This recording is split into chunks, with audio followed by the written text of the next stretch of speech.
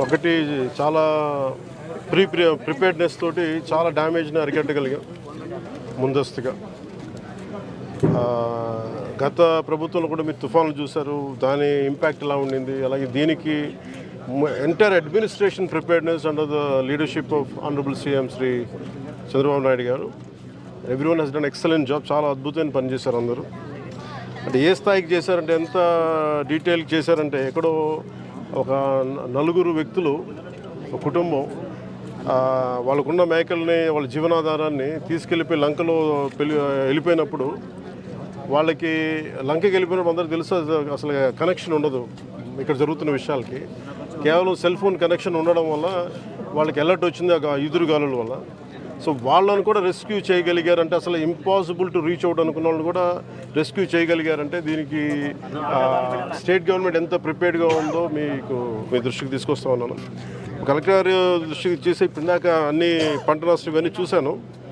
దాదాపు మనకి ఈ ఒక 46,000 ఎకరాలని 46,000 హెక్టార్లు నష్టం వచ్చింది. దాదాపు ఎంతమంది ఉంటారు? ఒక 56,000 మంది. సో ఇది అందుకే చూసాం. ముందుగా చాలామంది కౌలు రైతులు కూడా నష్టపోయారు. దీని గురించి ముఖ్యంగా బాలశౌరి గారు, మండలి బుద్ధిప్రసాద్ గారు, మంత్రి గారు అడుగుతూ ఉన్నారు.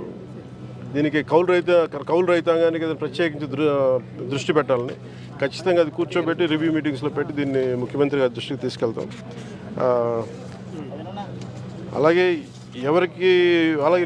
ప్రత్యేకించి నిన్న నేను ఈ పంచాయత్ రివ్యూ చేయించాను. పంచాయతీ అధికారులు, ఉన్నతాధికారులు అందరితో కూడా చేయించినప్పుడు దాదాపు పంచాయతీ శాఖ పరిధిలో, ఇది ఎక్కువ పంచాయతీ శాఖ పరిధిలో ఉన్న గ్రామాలు ఇవన్నీ, దాదాపు 274 కిలోమీటర్ల రహదారులు ఎంటైర్ రాష్ట్రం మొత్తం యాజ్ ఆన్ దెబ్బతిన్నాయని చెప్పారు.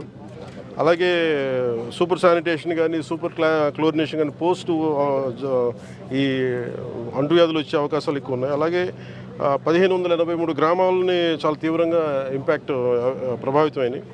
దీనికోసం దాదాపు 21,055 మందిని సిబ్బందిని ఈ పారిశుద్ధ్య నిర్వహణకి వినియోగించాం. అలాగే ఎక్సలెంట్ అనేవి కలెక్టర్ గారు కానీ, ప్రతి జిల్లా కలెక్టర్ల, కృష్ణా జిల్లా కలెక్టర్ గారు కానీ, స్పెషల్ ఆఫీసర్ కానీ, ప్రతి ఒక్కరు కూడా జాయింట్ కలెక్టర్స్ కానీ, ఎంటైర్ యంత్రాంగం మొత్తం వారి లీడర్షిప్లో చాలా అద్భుతమైన పనిచేశారు.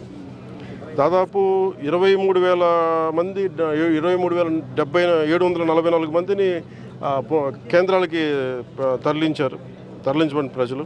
అలాగే 240 సహాయ కేంద్రాల్లో వీళ్ళని పంపించడం జరిగింది. అలాగే ఇందాక చెప్పినట్టుగా 56,040 మంది రైతులు నష్టపోయారని తెలుస్తోంది ప్రాథమికంగా. ఇది 46,000 హెక్టార్లు పైచులకు. అలాగే ఉద్యాన భూమి, ఇందాక కూడా అరటి పంట చూసాం. అది ఒక 1,400 పైచులకు హెక్టార్లో దాదాపు 2,230 రైతులు నష్టపోయారని తెలుస్తూ ఉంది. ఒక దెబ్బతిన్నీళ్ళు ఒక 39, పాక్షికంగా దెబ్బతిన్న 489. సో వీటన్నిటికీ కూడా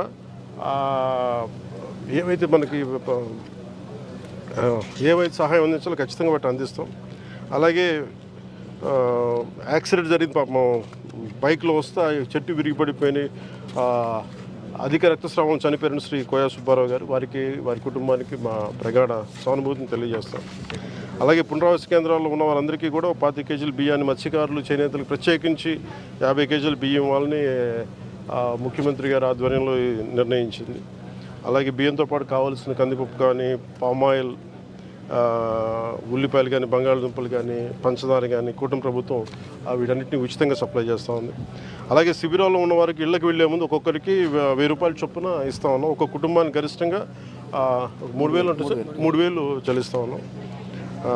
అలాగే పంట నష్టం, ఇప్పుడు మేజర్గా ఈరోజు మేము చేసింది ఏంటంటే పంట నష్టం అంచనా ప్రక్రియని సకాలంలో పూర్తి చేయాలని మేమందరం కోరుకుంటా ఉన్నాం. దాన్ని అధికారులందరితో ఒక సమీక్ష జరిపి దీన్ని క్యాబినెట్లో దృష్టిలో పెట్టి, అత్యవసర క్యాబినెట్ అంటూ కూడా దాన్ని ముఖ్యమంత్రి గారి దృష్టికి తీసుకెళ్తాం అందరికీ కూడా.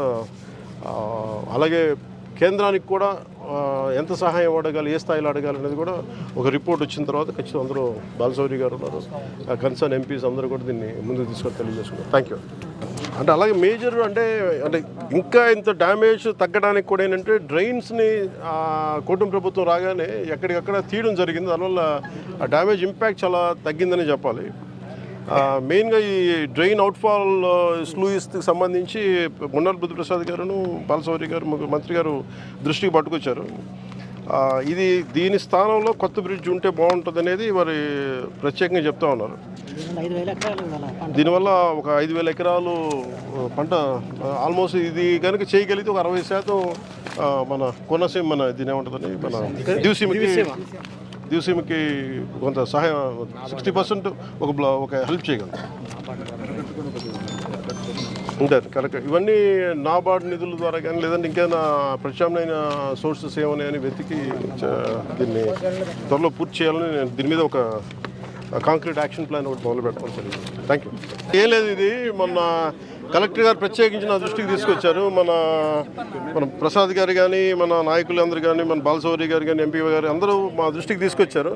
ముఖ్యంగా ఎదురుమండి గొల్లమంద నాగాయలంక మండలంలోది ప్రత్యేకించి అక్కడ ఈ కోతకు గురైపోయింది. మనం ఏం చేయాలి, దానికి రోడ్డుకి 13.8 కోట్లతోటి నిన్నే టెండర్స్ కూడా పూర్తి చేసాం. 10,000 మందికి దీనివల్ల లబ్ధి ఉంటుంది. అలా 5 లంక గ్రామాలు జింకపాళెం, గొల్లమంద, బ్రహ్మయ్య గారి మూల, ఎదురుమండి ఎందుకంటే వీటికి చాలా సహాయపడుతుంది. ఇవన్నీ ఒకప్పుడు వర్షం వస్తే కట్ అయిపోతాయి ఇప్పుడు త్వరలోనే దీనికి బ్రిడ్జ్ చేయడం వల్ల పరిష్కారం. ఈ సమస్యను జీవితకాలంలో పరిష్కరిస్తాం లేదని చెప్పి భయపడ్డాం. దాన్ని పరిష్కరించేందుకు ముఖ్యమంత్రి గారు కూడా ధన్యవాదాలు.